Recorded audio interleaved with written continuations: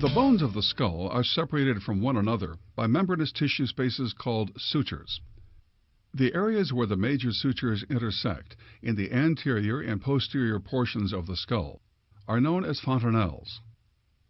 Palpate the sutures and fontanelles carefully with the baby sitting quietly or being held upright. The fullness of the fontanelles reflects intracranial pressure. On palpation, the sutures feel like ridges and the fontanelles like soft concavities. You may feel or see pulsations in the anterior fontanelle as a normal finding.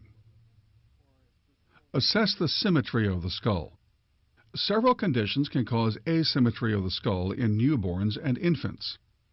Some are normal or benign, while others reflect underlying pathology. Next, carefully examine the face of the infant. Look for symmetry.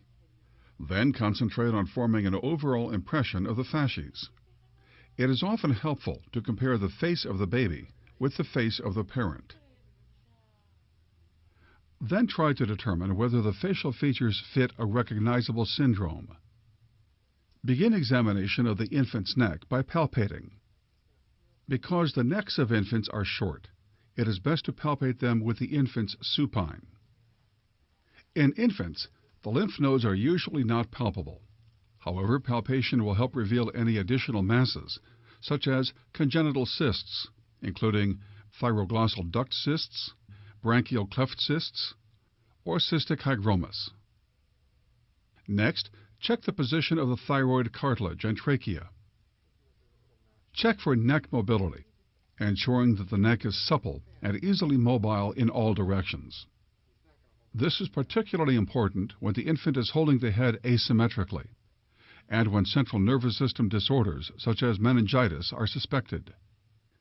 In newborns and infants, nuchal rigidity is a more reliable indicator of meningeal irritation than is Brzezinski's sign or Koenig's sign. Finally, palpate the clavicles and look for evidence of fracture.